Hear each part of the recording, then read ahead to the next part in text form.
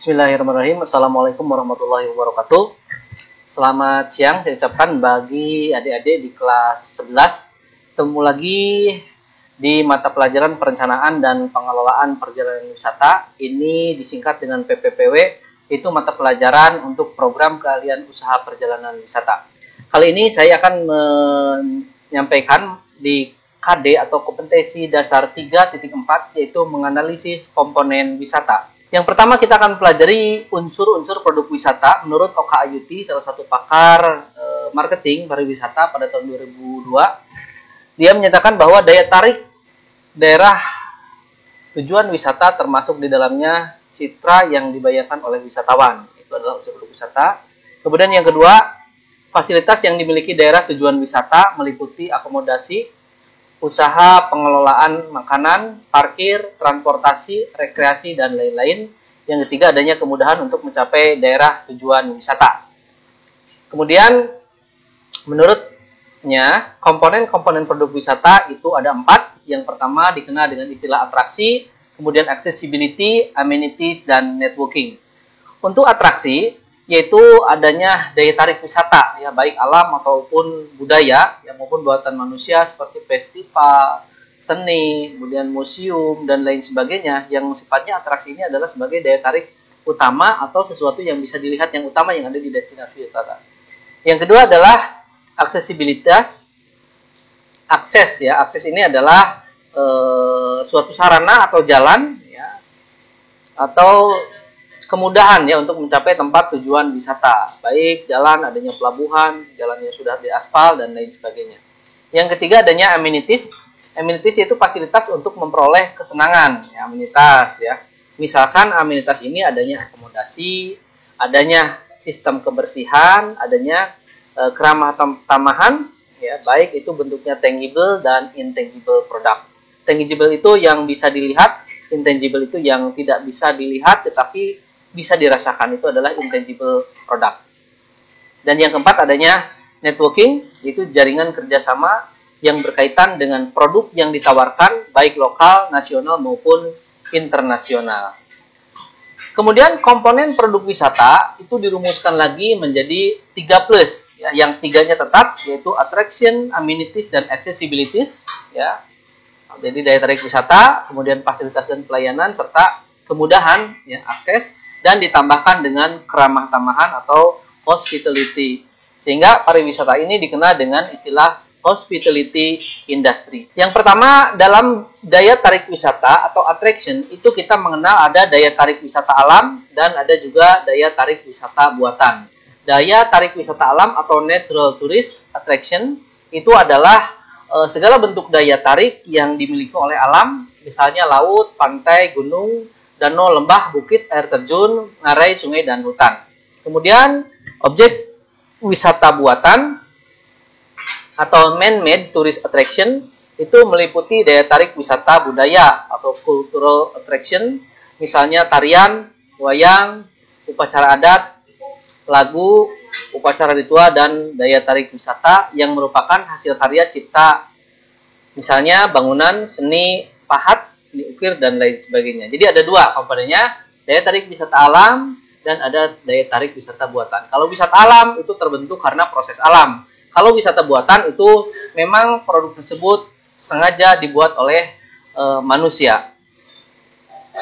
Kemudian apabila kita melihat dari segi fasilitas dan pelayanan wisata atau amenities, yang pertama itu harus adanya alat transportasi yang memadai dari tempat konsumen menuju ke objek wisata. Yang kedua, ada fasilitas akomodasi dan fasilitas lainnya, ya ada akomodasi untuk penginapan ataupun lain sebagainya. Kemudian ada fasilitas makan dan minuman atau restoran, bar, ya. Kemudian ada fasilitas penunjang lainnya yang bersifat spesifik disesuaikan dengan kebutuhan perjalanan. Dan yang terakhir ada entertainment atau hiburan-hiburan. Itu adalah fasilitas dan layanan wisata untuk mendukung. Kemudian jenis-jenis komponen paket wisata, ini penting sekali, silahkan dicatat. Yang pertama, jenis komponen paket wisata itu ada transfer in dan transfer out. Transfer in ini adalah proses penjemputan tamu di bandara atau di pelabuhan atau di stasiun kereta api ketika tamu baru datang di tempat tujuan wisata. atau disebutnya di tempat yang tidak ada prosesnya ada juga istilah meeting point ya. Kalau di sini kita bicara transfer in, itu proses penjemputan tamu di bandara. Kemudian ada juga transfer out. Transfer out itu adalah proses pengantaran tamu setelah selesai aktivitas ke bandara untuk melakukan check out, untuk melakukan penerbangan ataupun melakukan perjalanan selanjutnya, baik kereta, ini terminal juga termasuk di sini.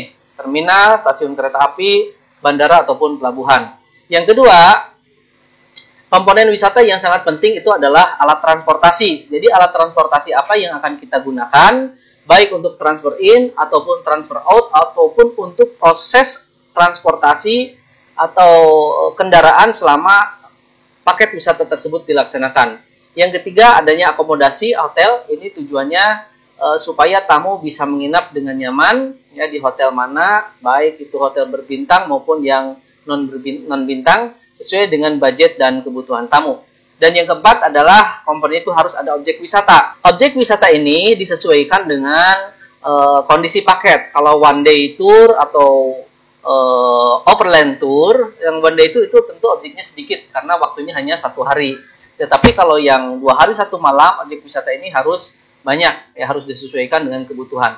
Kemudian di dalam memilih objek wisata, haruslah objek wisata yang original. Jadi diusahakan jangan ada 2 komponen objek wisata yang sama. Misalkan di tempat A body rafting, di tempat B juga body rafting. Kalau dua-duanya aktivitas sama body rafting, secara otomatis kita pilih salah satunya saja. Begitu juga kalau dua-duanya menawarkan misalkan view pemandangan alam, ya kita pilih salah satu saja. Tetapi kalau memang tamunya meminta dua-duanya, itu tidak jadi masalah. Tetapi membuat paket wisata yang bagus haruslah penuh dengan cerita, haruslah penuh dengan pengalaman. Yang berikutnya, jenis-jenis komponen paket wisata ini ada atraksi kesenian tradisional. Jadi silakan adik-adik yang akan membuat paket wisata untuk sementara kita analisis dulu. Apakah ada objek, kemudian apakah ada atraksi kesenian yang ada di daerah yang bisa dijadikan paket wisata. Yang berikutnya ada budaya atau adat istiadat di daerah. Jadi adat istiadat atau budaya seperti apa yang ada di daerah. Karena memang yang paling kuat itu adalah adat istiadat atau budaya.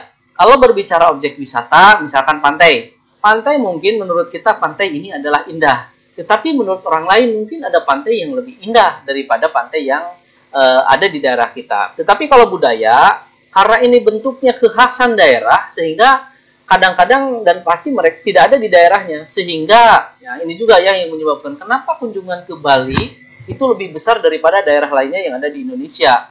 Ya karena adat istiadat di Bali dan budaya di Bali itu khas dan memang tidak dimiliki oleh daerah lainnya yang ada di belahan dunia yang manapun. Yang berikutnya komponennya jangan lupakan adalah adanya tour guide. Nah, tour guide ini kita gunakan baik tour guide untuk lokal maupun tour guide atau tour leader selama perjalanan itu dilaksanakan. Ini tidak lupa komponen biayanya harus dimasukkan. Berapa sih guide yang ada di daerah sana, daerah lokal maupun guide untuk bahasa-bahasa tertentu itu berbeda. Yang selanjutnya komponen wisata adalah adanya restoran atau meal. Restoran ini karena mengingat tamu ketika melakukan kunjungan wisata biasanya berjalan lebih dari 4 jam ya, biasanya melewati makan siang ataupun makan pagi ataupun makan malam, sehingga restoran ini harus dimasukkan di dalam komponen karena ada komponen biaya yang harus untuk cenderamata ini biasanya diadakan dalam suatu kunjungan, ditempatkan di posisi akhir, yaitu pada saat mereka akan pulang pasti mereka akan dimampirkan ke cenderamata atau pusat oleh-oleh, sehingga perjalanan mereka bisa berkesan. Dan bagi para pelaku travel agent, di sini nih banyak berhubungan dengan finansial. Jadi banyak komisi-komisi yang bisa didapatkan bagi para pengelola wisata. Yang pertama mungkin ya kita dapat mungkin dari kegiatan transfer in atau transfer out-nya, kemudian alat transportasi. Kalau travel kita memang tidak punya kendaraan, biasanya ada fee khusus ya bagi yang sudah order tentang alat transportasi. Begitu juga di akomodasi, di hotel, di objek wisata itu biasanya ada perbedaan harga publish dengan kontrak rate ya. Nah, sehingga komponen-komponen ini yang harus dibuat, yang harus disiapkan ketika adik-adik akan membuat paket wisata ya, mulai transfer in, ada jasa transportasi, akomodasi, kemudian objek wisata, ada atraksi, budaya, adat istiadat, ada tour guide, ada restoran, dan ada cindramata. Tapi komponen-komponen ini silakan saja disesuaikan dengan kondisi daerah. Bila di daerah tersebut tidak ada atraksi kesenian tradisional, hanya objek saja, itu tidak masalah. Atau tidak ada adat istiadat yang menonjol juga tidak menjadi masalah. Tetapi untuk tour guide, restoran, dan komponen cindramata ini biasanya sesuatu yang diusahakan ada dalam pembuatan paket wisata. Kemudian kalau kita berbicara tentang objek wisata, ada objek wisata apa saja sih ya yang ada di Indonesia ya, atau jenis wisata itu wisata apa saja? Ini ada macam-macam jenis tujuan atau objek wisata. Yang pertama, wisata untuk menikmati perjalanan atau pleasure ya, memang tujuannya untuk refreshing, ya, untuk enjoy. Yang kedua, rekreasi, ya, recreation tourism. Ada juga wisata untuk menikmati alam dan lingkungan atau ecotourism yang berhubungan dengan alam. Kemudian ada wisata bahari atau wisata laut, ya, bisa naik perahu, bisa diving, snorkeling, kemudian fishing, ya. Ada juga wisata untuk kebudayaan atau cultural tourism untuk menikmati kebudayaan suatu daerah. Ada juga wisata untuk olahraga atau sport tourism. Biasanya pelakunya ini ada atletnya atau penonton ya. Kalau nggak jadi atlet ya penonton atau panitia. Wisata dibagi dua ya, ada big sport event, ada sporting tourism of the practitioner ya. Ada wisata konvensi ya untuk mengadakan rapat-rapat atau meeting-meeting ya, karena urusan kantor. Ada juga wisata dengan tujuan pendidikan atau educational tour. Ada wisata belanja dan lain-lain. Kemudian di dalam menentukan pilihan objek itu pasti diperlukan memperhatikan tentang usia, kondisi sosial, kemudian kesehatan dan motivasi dalam mengikuti wisata. Silakan dipelajari di motivasi tujuan wisata di bab sebelumnya atau ada di mata pelajaran kepariwisataan tentang motivasi, tujuan dan pola pengeluaran konsumen di dalam berwisata. Kemudian data apa saja yang diperlukan dalam membuat paket wisata, terutama berkaitan dengan komponen wisata. Yang pertama yang kita perlukan adalah airline timetable. Airline timetable ini adalah jadwal departure, kemudian atau arrival dari pesawat atau jadwal kedatangan ataupun keberangkatan pesawat. Hal ini penting karena apa? Karena yang pertama ini sangat diperlukan pada saat kita melakukan transfer in atau transfer out. Jadi kita harus tahu dulu jam berapa kira-kira pesawat tiba di bandara yang terdekat, atau jam berapa pesawat itu akan lepas landas atau akan meninggalkan bandara. Jadi jangan sampai kita terlalu lama tamunya menunggu di bandara karena kita telat melakukan penjemputan, atau tamu tidak jadi terbang ya gara-gara kita telat untuk melakukan transfer out ke bandara. Yang kedua adalah hotel rate. Hotel rate ini biasanya dalam US dollar atau dalam rupiah, silakan. Yang penting ada daftar harga-harga. Tentunya daftar harga ini harga yang sesuai dengan kontrak rate yang telah kita buat. Jadi kalau dalam hotel rate itu ada harga hotel yang untuk publish, ada juga harga untuk kontrak. Kontrak itu dengan perusahaan-perusahaan atau dengan travel agent. Pasti ada harga yang lebih rendah daripada langsung pada konsumen. Kemudian ada meal rate. Meal rate ini adalah daftar harga ya makanan-makanan yang nantinya dipesan atau di restoran-restoran. Nah ini sebagai travel agent harus memiliki database seperti ini. Jadi database yang dimiliki itu database di tiap destinasi wisata yang sering kita kunjungi. Kemudian akomodasi ini berhubungan dengan hotel ya. Penginapannya seperti apa, ini ada detailnya nanti saya sampaikan. Kemudian ada transportation rate ya atau tarif bus. Jadi berapa sih harga kendaraan? Misalkan kalau untuk yang minibus berapa, elplong berapa, yang short berapa, medium bus, kemudian ada big bus ya. Kemudian ada transportation service, tour guide fee berapa, ini karena berbeda ya antara guide lokal, guide bahasa Inggris, guide Eropa dan lain sebagainya, itu pasti berbeda. Silakan harus dikonfirmasi kepada para pelaku pemandu yang di daerah masing-masing. Ada juga entrance fee, ini juga harus tahu ya, tiap destinasinya kita harus tahu berapa sih harga tiket masuk apa saja, bisa tiket masuk perorangan, tiket masuk kendaraan roda 2 ataupun tiket masuk kendaraan roda 4. Dan yang terakhir adalah music and performance dance, karena biasanya tamu ini memiliki keinginan untuk ada live musik di dalam acaranya, sehingga kita harus memiliki database ya. Database grup-grup musik serta aliran musik, kan ada yang dangdut, rock, pop dan lain sebagainya. Ini harus paham. Ada juga yang lagu-lagu zaman dulu ya, yang slow seperti A Beat dan lain sebagainya. Ini kita harus ada konfirmasi. Sehingga data-data inilah yang kita perlukan, data-data inilah yang harus kita miliki sebagai travel agent. Jadi ini bisa digunakan juga ketika adik-adik akan membuat sebuah travel agent. Jadi harus memiliki airline table, kemudian hotel rate, harus punya MOU dengan hotel-hotel yang ada di daerah wisata. Rate-nya ini termasuk breakfast, kemudian check out time-nya jam 13. Harus memilih hotel itu sesuai dengan daya beli ya, jangan sampai terlalu tinggi ya, supaya kita juga dapat keuntungan ya. Nah, kemudian juga ada lokasinya. Jadi lokasi ini jarak antara hotel dengan objek wisata itu jangan terlalu jauh, supaya pada saat pulang dan kembali tidak terlalu memakan waktu ya, jadi tidak lama di jalan. Nah, kemudian tipe hotelnya juga harus jelas sesuai budget ya. Nah, kemudian kita bisa menghubungi hotel tersebut dengan melalui marketingnya ataupun melalui website. Kemudian harus kita memahami berapa sih persentase okupansi dari hotel pada saat tamu akan datang. Jangan sampai tamu sudah datang, hotelnya full booking atau belum siap ya. Kemudian yakinkan bahwa ruangan statusnya sudah oke. Jangan sampai statusnya masih kotor atau tidak bisa ditempati. Ini yang biasanya akan menimbulkan kekecewaan dari tamu. Kemudian kita juga harus memahami jenis-jenis hotel berdasarkan plan atau fasilitas. Yang pertama, biasanya kalau harga hotel itu ada yang istilahnya full board atau full American plan.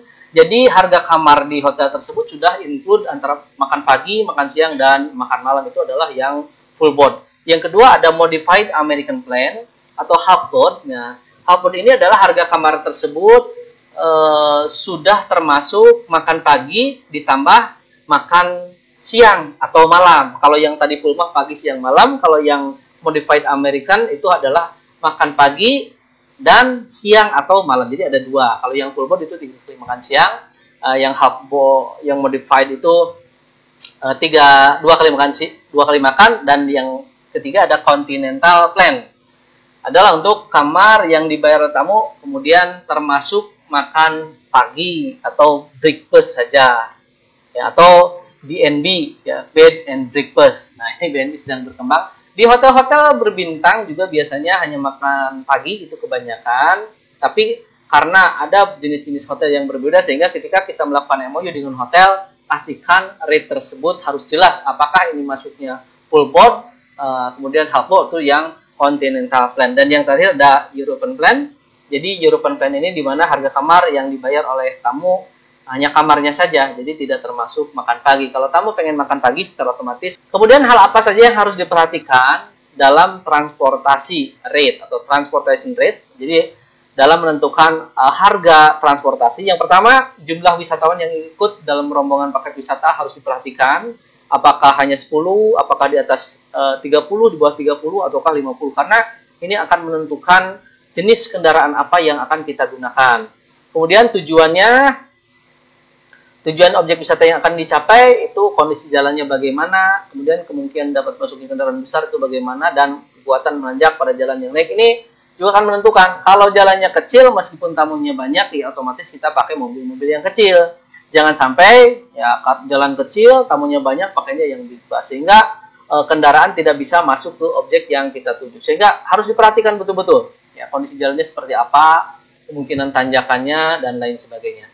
Kemudian tipe busnya ini disesuaikan dengan jumlah tamu. Kemudian busnya di dalam itu ada audio visual, ada televisinya enggak, ada AC-nya enggak, ada fasilitas wifi, recycling setnya atau tidak. Itu berhubungan dengan kenyamanan tamu, termasuk ada bantalnya tidak, tersedia toilet di bis atau tidak, ada smoking areanya atau tidak, kemudian kelayakan bus jalannya seperti apa, kemudian kelayakan pengemudi juga harus dipastikan, karena bila busnya tidak layak ini sangat beresiko, apalagi kalau pengemudinya tidak layak, misalkan habis bergadang, kondisinya tidak sehat, dan lain-lain, ini sangat beresiko. Kemudian harganya berapa nih, harga bisnya itu berapa.